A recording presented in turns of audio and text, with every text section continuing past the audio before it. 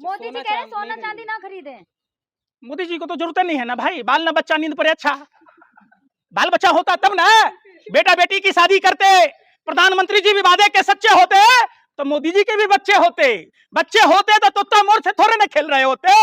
फिर बेटी के लिए मंगलसूत्र का इंतजाम करते, मंग टिक्का करते, कान के बाली का व्यवस्था करते। कटौती करना था प्रधानमंत्री जी तो बंगाल के चुनाव में रैलियां ना कर रहे होते, रोड शो ना कर रहे होते, विदेशी यात्राएं ना कर रहे होते। अरे कह दीजिए मोदी जी से कि माथा खाना छोड़ दें, खून पीना छोड़ दें, मोदी जी इस्तीफा दे दें, बड़ा भला होगा 140 करोड़ भारतीयों का, सुखी चैन से हम रहेंगे, फिर वही भारत आएगा। जूता खोल के मारा जाए आप जैसे पत्रकारों को। ठीक करता हुआ पाकिस्तानी आप लोगों को इतनी भद्दी भद्दी गालियां देता है, भद पीटता है। अरे बेशर्मो, सत्ता के दलालों, हवसियों, सोचो सर्टिफिकेट लेना पड़ेगा, पैंट खोल के दिखाऊं कि मेरा खतना नहीं हो रखा है? हमसे बड़ा सनातनी है कोई क्या?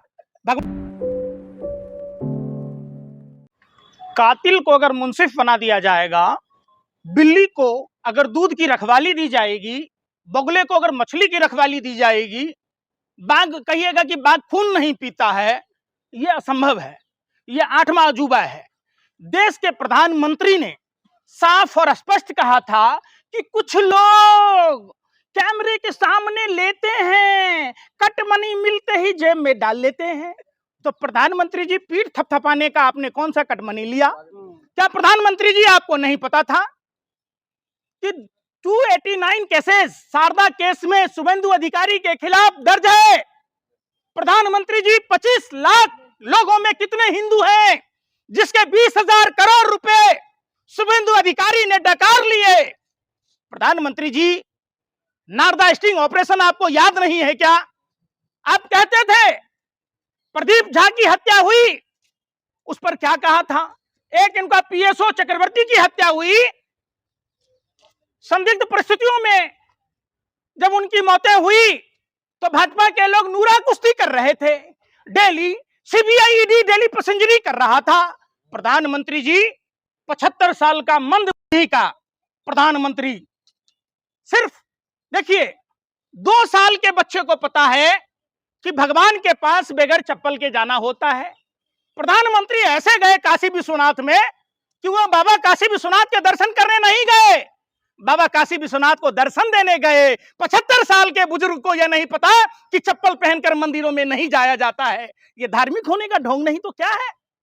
प्रधानमंत्री जी कहते थे, भाइयों बहनों, कुछ लोग नॉन वेज खाते हैं, वीडियो बनाते हैं। तो अनुराग ठाकुर क्या कर रहा था? प्रधानमंत्री जी, आपकी पूरी पार्टी रावण और कालनेमी के लोग हैं। इन भाजपाई लुक्खों को यह तक नहीं पता था कि मंगलवार का दिन हनुमान जी का वार है, जो हनुमान जी राम, प्रभु श्री राम के अनन्य भक्त हैं। किस तरीके से खा रहे थे, सात्विक भोजन कर रहे थे। अच्छा, पापा की परियों को तो पाकिस्तानियों से भी गाली सुनने की आदत है। तब आया मुजरा, क्या क्या देश के प्रधानमंत्री को गाली सुनवाने की आदत है। ये चाहते हैं उखेड़ के आप पाकिस्तानी क्या हिंदुस्तानियों से भी सुनवा दे। अरे कुछ तो प्रधानमंत्री पद की गरिमा रखते प्रधानमंत्री जी, आपको कितना कटमनी मिला 20,000 करोड़ रुपया में से, जो शुभेंदु अधिकारी की पीठ पर हाथ थपथपा रहे थे? प्रधानमंत्री जी, आप तो कहते थे कि भ्रष्टाचारी हमारा ताप सहन नहीं कर सकता है। बाप रे बाप, गजबे बोल रहे थे प्रधानमंत्री जी। अरे भ्रष्टाचारी तो आपसे गलमहिया करता है, आपके पॉकेट में कटमनी डालता है और वो मुख्यमंत्री बन जाता है। यही शुभेंदु अधिकारी के साथ साथ हेमंत बिश्व शर्मा का काम था। जनता ने चुना है, आप लोगों को इतनी मिर्चें काहे लगी? किसने चुन लिया? जनता ने चुना है, जनता ने वोट दिया। अच्छा, तो जीते हैं। आपके पास संजय वाली दिव्य दृष्टि है क्या? 91 लाख से ज्यादा वोट काटे गए बंगाल में, और जो 27 लाख वोट आज भी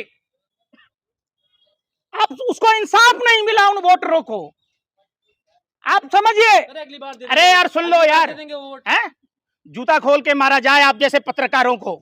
ठीक करता हुआ पाकिस्तानी आप लोगों को इतनी भद्दी भद्दी गालियां देता है, भद पीटता है। आप लोग सस्ती टीआरपी के लिए, सस्ती लोकप्रियता के लिए, भाजपा को खुश करने के लिए, लोगों को मैनिपुलेट करने के लिए आप पाकिस्तानियों को भी बिठाने लग गए। आप लोगों का कोई स्तर है? इसीलिए तो विश्व के सूचकांक में 197 नंबर है। अरे बेशर्मो, सत्ता के दलालों, हवसियों, सोचो नेपाल और भूटान की मीडिया आप भारत के आतंकवादी मीडिया से कहीं ऊपर है। आपको तो शर्म ही नहीं है। रहे लहंगरा सदा सुखी भारतीय मीडिया के पत्रकारों का, तो आप कम से कम आवारा कुत्तों से भी तो सीखा होता। आप लोग तो आवारा कुत्तों से भी गए गुजरे हैं, आपने सीखा कहां? जिन 27 लाख वोटर्स मतलब 12% बंगाल के वोटर्स का 207 सीटें, यानी शुभेंदु अधिकारी ने जो डबल सीट जीती तो 206 सीटें, 206 सीटों में से 105 ऐसी सीटें हैं उसमें जीत का अंतर देखो। हार से 85 बौखला ऐसे, गए अरे भाई सुन लो ना यार, कौन हार से आप बौखला गया? लोग। छाती पर कोदो दर्द देंगे आपके पापा के, समझे ना? पापा की परी कोदो दर्द देंगे न कहिए। देश आपके पापा के बाप की बपौती नहीं है, कोई डर खौफ नहीं है।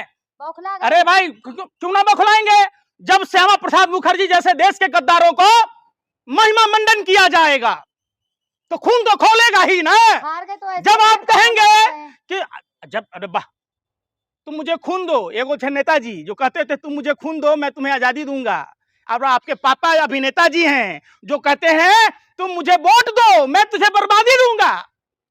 दे रहे अभिनेता जी, इतने बड़े फिल्मी एक्टर अभिनेता जिस स्टेट में जाते हैं बर्बादी के सिवा कुछ दिया है क्या?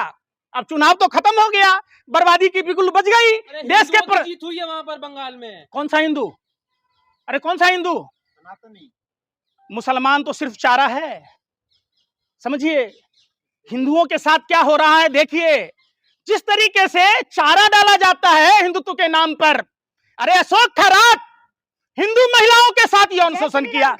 अरे यार सुन लो, जय श्री राम के नारे का मतलब समझती हो आप? क्या समझती हो?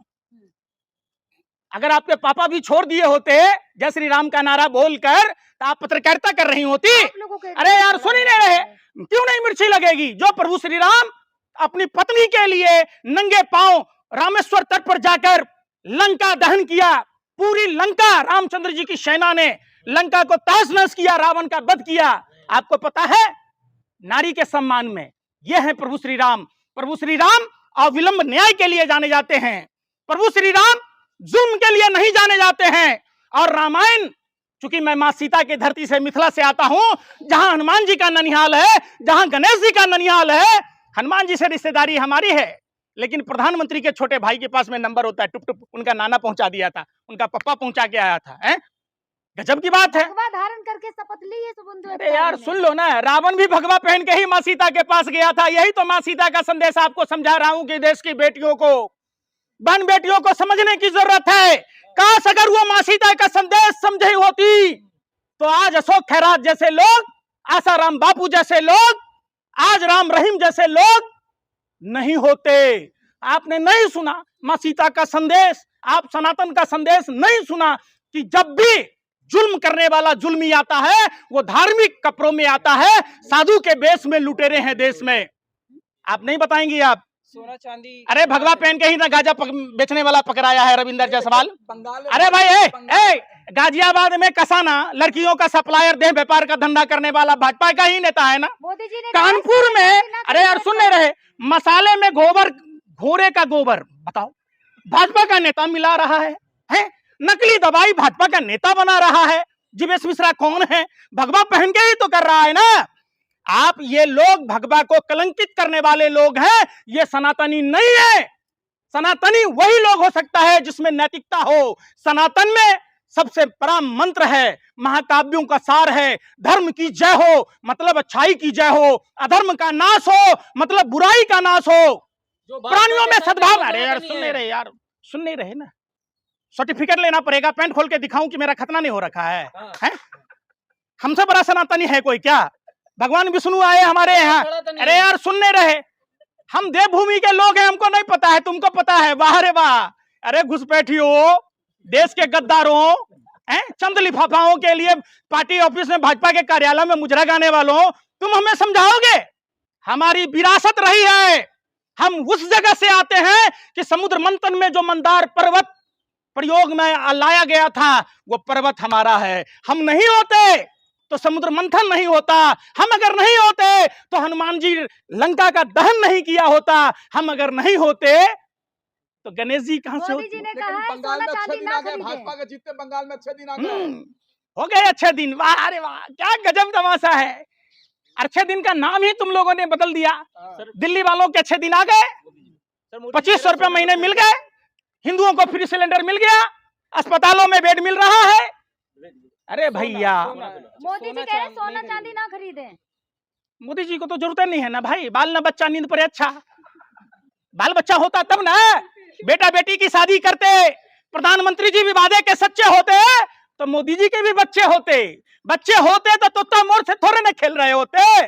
फिर बेटी के लिए मंगलसूत्र का इंतजाम करते, मंग टिक्का करते, कान के बाली का व्यवस्था करते। बाल न बच्चा नींद पर अच्छा, आगे नाथ न पीछे पगहा, बगैर लगाम का कूदे गधा। अरे कटौती करना था प्रधानमंत्री जी तो बंगाल के चुनाव में रैलियां ना कर रहे होते, रोड शो ना कर रहे होते, विदेशी यात्राएं ना कर रहे होते।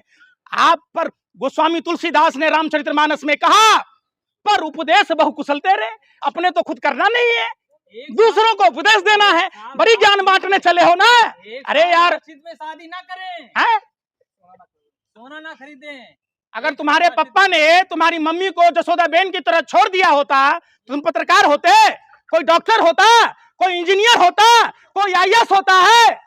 अरे कोई भाई नहीं चाहेगा कि नरेंद्र मोदी जैसा जीजा मिले, कोई बाप नहीं चाहेगा कि नरेंद्र मोदी जैसा दामाद मिले, कोई देश की बहन बेटियां नहीं चाहेगी कि नरेंद्र मोदी जैसा पति मिले। भगवान बना रखा है जनता ने। किसने? जनता ने पूजा करती है आज भी। अब तुम गोबर को च्यवनप्राश समझकर खा लो तो मैं तुम्हें रोकने जा रहा हूं? तुम राम को भगवान ना मानो, हैं? तुम अपने आप को स्वघोषित भगवान बन जाओ, अपने मियां मिट्ठू बन जाओ, तो मैं क्या कर लूंगा भाई? तुम्हारी मानसिक दिवालियापन है, तुम मानसिक विक्षुब्ध हो, तो तुम्हारा क्या इलाज है? तुम्हारा कोई इलाज नहीं है। अरे इतना बिलबिला क्यों रहे हैं? इतना बिलबिला क्यों रहे हैं? अरे भाई, तुम्हारी तरह गद्दारी वाला खून थोड़े ना है हम लोग को। सावरकर तुम्हारी तरह सावरकर की नाजायज औलाद थोड़े ना है। अरे भैया, हम सुभाष चंद्र बोस के वंशज हैं, खून नहीं खोलेगा है? मोदी जी कह रहे हैं अरे उस वंश में जन्म लिया, खून का तो फर्क है, डीएनए का फर्क है भाई। अरे भाई, तुम्हारा डीएनए गोरे अंग्रेजों के दलालों, मुखबिरों, देश के गद्दारों का है। तुम्हारा डीएनए श्यामा प्रसाद मुखर्जी का है, तुम्हारा डीएनए सावरकर का है। तो तुम ऐसा ही तलवा चाटोगे। कल भी तुम 2 कौड़ी के थे, आज भी 2 कौड़ी के हो। कह रहे हैं वर्क फ्रॉम होम करें, गाड़ियां ना चलाए तो तेल कम खर्च तो होगा। कहिए ना मोदी जी को, कैला विदेश यात्रा जा रहे हैं, वर्क फ्रॉम होम कर लीजिए। वो तो अरे पहले वर्चुअली कर लीजिए। अरे भाई, तो मोदी जी इतना अनपढ़ जाहिल है, बताओ क्या ले जा रहे हैं विदेशी यात्रा? आप वर्क फ्रॉम होम क्यों नहीं कर रहे हैं? आपके यहाँ तो नेटवर्क भी होगा, पूरा लगा होगा पूरा सिस्टम, आप यहीं से वर्चुअल कर लीजिए। हवाई जहाज में पूरा विश्व का दौरा कर रहे हैं, चले ना बे तांगन टेढ़ा। प्रधानमंत्री जी 2014 से मजबूत करने जा रहे हैं। अरे भाई सुनो, देश को मजबूत किया था लाल बहादुर शास्त्री जी ने, देश को मजबूत किया मनमोहन सिंह जी ने। देश लाल बहादुर की दफ्तर थे जब तो लाल बहादुर तुम थे, राम जी के समय तुम थे। पता था। अरे तुम गए वहां अयोध्या में क्या कर रहे थे? झाड़ू पोछा कर रहे थे हैं? बेवकूफ वाली बात कह रहे हो। बाप मरा अंधेरे में, बेटा के नाम पावर हाउस। 2014 से पहले का तेल का कुआं था भारत में, हैंडपंप लगा था, हैं? उसी हैंडपंप से तेल पेट्रोलियम पदार्थ आ रहा था, पेट्रोल डीजल आ रहा था क्या? अब बताओ ना। अब मोदी जी आए तो सूख गया वो हैंडपंप। बारे वाह, नहीं, मोदी जी इतने बड़े पनौती हैं कि मनमोहन सिंह जी की सरकार में जो हैंडपंप लगा था, तेल का कुआं था, वो सूख गया। पंकज जी, आपका भाई, खून खोल रहा है, तेल खाना छोड़ दो, है? खोलना बंद हो जाएगा कौन?